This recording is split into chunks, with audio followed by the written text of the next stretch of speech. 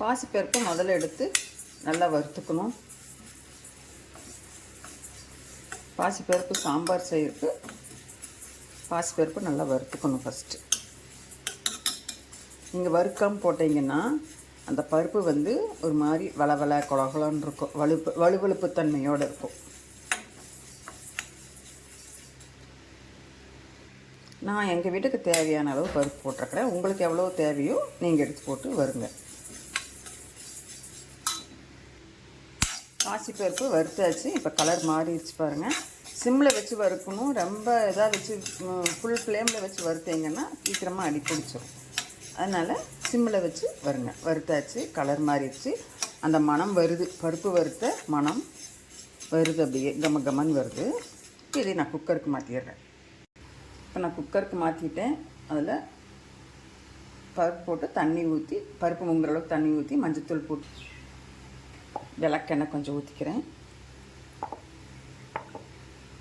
விளக்கெண்ணெய் எதுக்காக ஊற்றுறோம் அப்படிங்கிறது தெரியுமா? பருப்பு பொங்கி வர்றதுக்கு மட்டும் இல்லை, வயிற்றுல எல்லாம் புண்ணு இருந்தால் புண்ணு சரியாயிரும், வாயில் புண்ணு இருந்தால் வாய் புண்ணு சரியாயிரும். இப்போ இதில் 2 தக்காளி போட்டு அப்படியே நான் மூடி வைக்கிறேன். தக்காளி வந்து ரசத்துக்காக மூடி வச்சாச்சு. ஒரு 3 விசில் வந்ததுக்கப்புறமா பார்ப்போம்.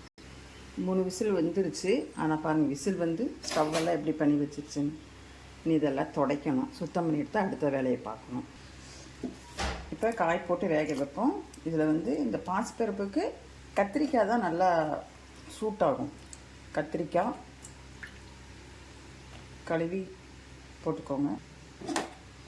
சின்ன வெங்காயம் ஒரு 5-6, பெரிய வெங்காயம், தக்காளி 2, வெள்ளைப்பூண்டு எல்லாம் போட்டாச்சு. இதில் பருப்பு தண்ணி இருந்தால் பருப்பு தண்ணி ஊற்றிக்கோங்க. அப்படி இல்லைன்னா நான் சாதா தண்ணி ஊற்றிக்கிறேன். பருப்பு தண்ணி வந்து எனக்கு பருப்பும் தண்ணியும் ஒரே மாதிரி இருக்கிறனால பருப்பு தண்ணி வந்து நான் கடைசியாக ஊற்றிக்கிறேன் பருப்பை. இப்போ சாம்பார் பொடி போட்டுக்கலாம். நான் வந்து இந்த ஸ்பூனுக்கு ஒரு 3 ஸ்பூன் போட்டுக்கிறேன். இது வந்து நான் வீட்டிலையே ரெடி பண்ண சாம்பார் பொடி. யாருக்காவது வேணும் அப்படின்னா சொல்லுங்கள், நான் ரெடி பண்ணி கொடுக்குறேன். இப்போ இதை வந்து நல்லா கலக்கி விட்டுக்கோங்க. கலக்கி விட்டு வேகட்டும்.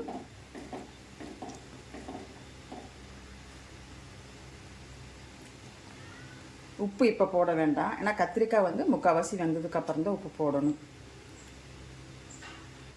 பருப்பு வந்து பருப்பும் தண்ணியும் ஒரே மாதிரி வெந்துருச்சு. இதில் வந்து தக்காளி வந்து நான் ரசத்துக்கு எடுத்துட்டேன். இந்த பருப்பை வந்து ரொம்ப மத்து போட்டு கடையணுங்கிற அவசியமெல்லாம் இல்லை, ஏன்னா பாசி பருப்பு நல்லா பூ மாதிரி வெந்துடும்.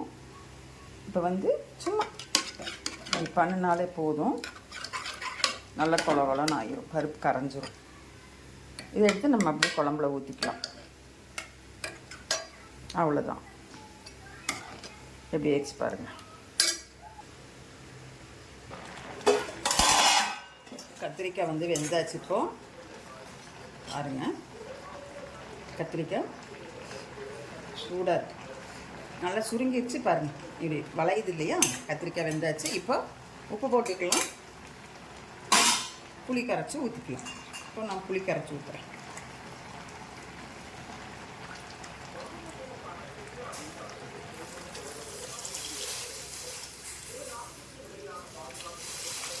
புளி கரைச்சி ஊற்றிட்டேன்.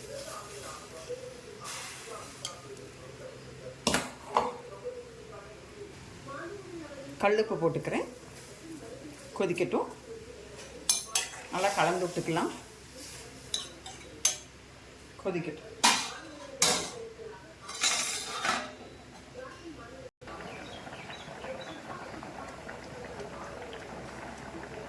குழம்பு ஒரு 5 நிமிஷம் கொதிக்கட்டும். அப்போ தான் அந்த புளி வாசமெல்லாம் போகும். புளி வாசம் போனதுக்கப்புறம் பருப்பு ஊற்றிக்கலாம். இப்போ புளி வாசம் போயிருச்சு. இப்போ பருப்பு எடுத்து ஊற்றிக்கலாம். அப்படியே ஊற்றலாம், இப்படி வேணும் ஊற்றிக்கலாம். பருப்பு நல்லா கொலன்னு ஆயிடுச்சு, நல்லா கெட்டியாக இருக்குது. இதை நல்லா கலக்கி விட்டுக்கலாம். நல்லா மீதி இருக்கிற பருப்பெல்லாம் அப்படியே ஊற்றிடலாம். ஊற்றி அதில் கொஞ்சம் சுடு தண்ணி ஊற்றி கழுவி அதையும் அப்படியே ஊற்றிடலாம். குக்கரில் பருப்போடு ஒட்டிகிட்டு இருக்கிற அந்த குக்கரில் ஒட்டிகிட்டு இருக்கும் இல்லையா, அதையுமே நான் அலசி எடுத்து சாம்பாரில் ஊற்றியாச்சு. இப்போ சாம்பார் கொதிக்கட்டும். கொஞ்சம் அப்படியே கலந்து கொதிக்கும். உப்பு காரமெல்லாம் பார்த்துக்கோங்க. ஒரு 5 நிமிஷம் கொதிக்கட்டும். உப்பு இருக்குது, எனக்கு கொஞ்சம் காரம் பத்தல, அதனால் நான் கொஞ்சம் மிளகாப்பொடி சேர்த்துக்கிறேன். மிளகாப்பொடி சேர்த்து நல்லா கலக்கி விட்டுக்கலாம். பாசிப்பருப்பு சாம்பார் சூப்பராக ரெடி ஆயிடுச்சு. இப்போ நம்ம இதையே வேறு பாத்திரத்துக்கு மாற்றிட்டு தாளிச்சு விடலாம்.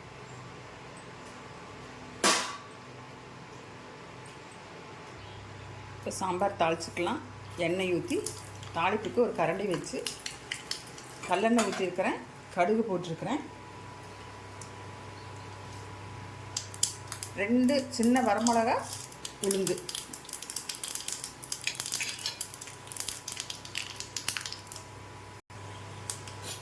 இப்போது வெங்காயம் போட்டுக்கிறேன். அதுவும் நல்லா கொஞ்சம் வேகட்டும். கொஞ்சம் பெருங்காயத்தூள் போட்டுக்கிறேன். பருப்பு வேக போடும்போது நான் போடல, அதனால நான் இப்போ போடுறேன். அதையும் போட்டுக்கலாம். கருவேப்பிலை கடைசியாக போட்டுக்கிறேன்.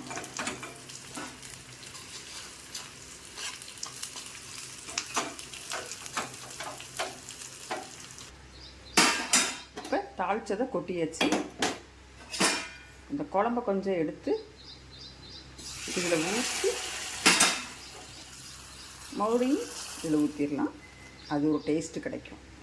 சரிங்க, இன்றைக்கி வந்து பருப்பு சாம்பார், பாசிப்பருப்பு சாம்பார் எப்படி வைக்கிறது அப்படின்னு சொல்லி நான் உங்களுக்கு சொல்லி கொடுத்துருக்குறேன். தெரியாதவங்க தெரிஞ்சுக்கோங்க. இந்த வீடியோ பிடிச்சிருந்தா லைக் பண்ணுங்கள், ஷேர் பண்ணுங்கள், எதாவது சொல்லணும் கமெண்ட் பண்ணுங்கள். கௌரிஸ் கோம் சேனலை சப்ஸ்கிரைப் பண்ணிவிட்டு பாருங்கள்.